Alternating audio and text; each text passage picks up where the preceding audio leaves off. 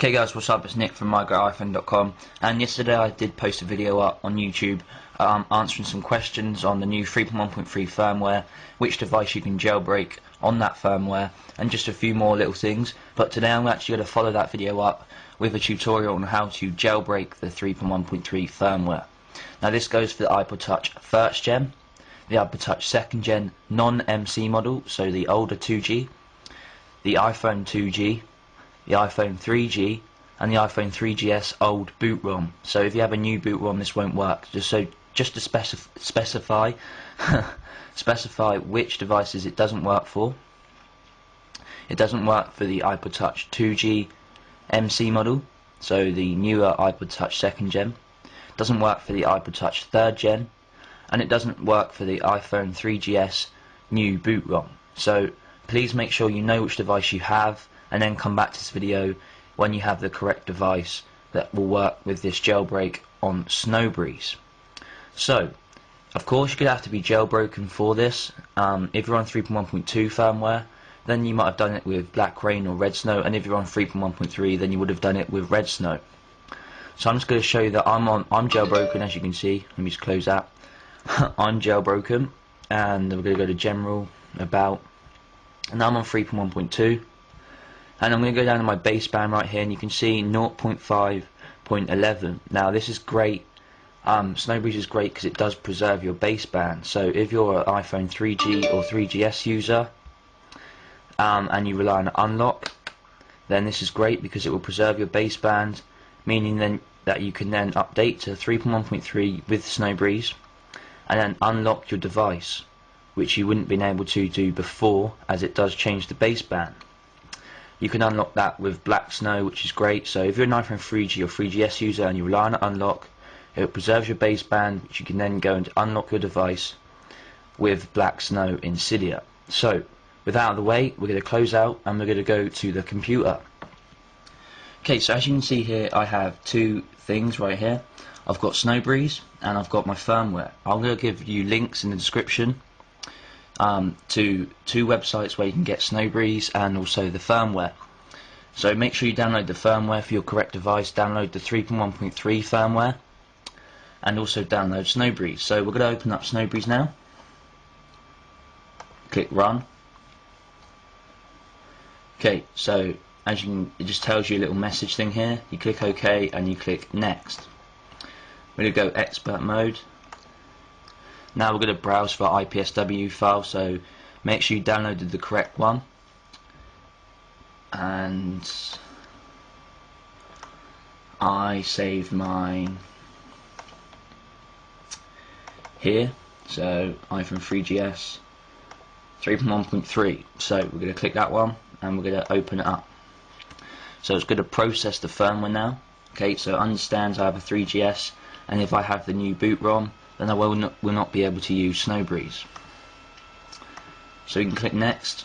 Now we can click General, and now click the next button here, and it will ask if you want to activate the iPhone, which I don't because I'm on a legit SIM card. If you're not, you can activate it here.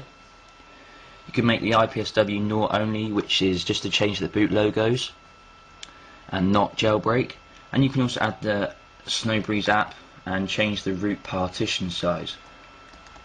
So I'm going to do that, and then I'm going to click Next. So if you rely on unlock for the iPhone 2G users, you can install boot neuter here, and for the iPhone 3G and 3GS users, you can install Black Snow from here as well. I don't rely on SIM cards. I'm on the legit one, so I'm not going to unlock. And I'm also just going to install Cydia and not Rock, but you can choose which one you want to install, or you can install both, like so. Okay, so we're going to click Next. I'm not going to add any apps, but you can add app sources and other stuff. I am going to change my boot logo. If you want to change your boot logo, make sure it's a 320 by 480 pixels and it's under 100 kilobytes, or at 100 kilobytes at the most. I'm going to browse for my boot logo, so it's right there. So there's my boot logo. I like the recovery logo, so I'm actually going to keep that one the same. And we're going to click Next. Okay, so once you've clicked next, it will come back to the home page. You're now going to click build IPSW. This is where you just create it. You will now click next, and it will start to build your IPSW. Now this could take a while, not sure how long, but it will take a while depending on what stuff you've added. So if you added more sources or packages, then it will take longer than normal. But I'm actually going to come back when it's finished, or just about to finish, building the IPSW, and then we can move on from there. Okay guys, it's almost done, so we're just going to wait for it to finish.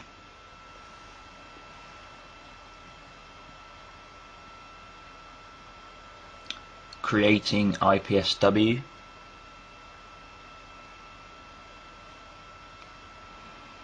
So guys, this can take some time to build it, depending on what stuff you put in, but just be patient with it. Okay guys, so it's done, and we can just click OK and close out of Snowbreeze. So once you've done it, it will save it to your desktop, so we can close that now, and it should say Snowbreeze and then whatever device you've got. So mine says iPhone 3GS. So once we've got that, we can move that out, open up iTunes guys, and make sure your device is connected via USB, of course. So mine's right there connected, and we are now going to go and shift restore in iTunes. So wait for your device to pop up.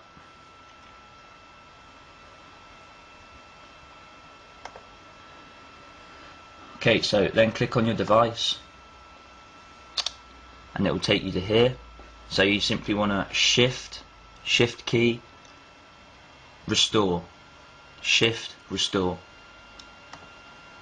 and it will pop up with this, and you just want to find wherever your custom firmware is saved. So there's the iPhone 3GS one. We're going to open that up, and it will now start to extract the software and restore your device. Now again, this could take some time, so I will be back when it is nearly finished. Okay, so it's nearly done. It's just verifying the iPhone software right now, or the restore. Okay guys, so it's done. There's my boot logo right there. We can click OK in iTunes, and we can even close out in iTunes if you want. So it's just going to boot up now.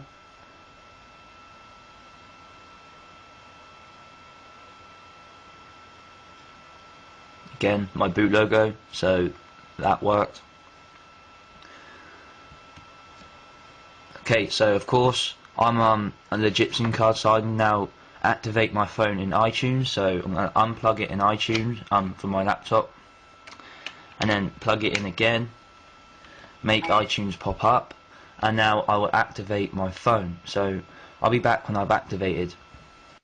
Okay, so there, as you can see there, it says phone is activated. We've got the Snowbreeze wallpaper, and we're just going to slide to unlock. You can dismiss that, scroll across, and you can now see we have Cydia and Snowbreeze. Okay, and just to show you that I'm on the new firmware, I'm going to go to Settings, General, About, scroll down, you can see I'm on 3.1.3, and I'm still on my 5.11 baseband. So that is brilliant guys. So if you're relying on unlock, you can go ahead and unlock your device. So there you go. So that is it guys, that is how to jailbreak with Snowbreeze for the 3.1.3 firmware, again for the iTouch 1st gen, 2nd gen non-MC model, the iPhone 2G, iPhone 3G and iPhone 3GS old boot ROM. This does not work for the iPhone 3GS new boot ROM, and it does not work for the iTouch 2G MC model and the iTouch 3G.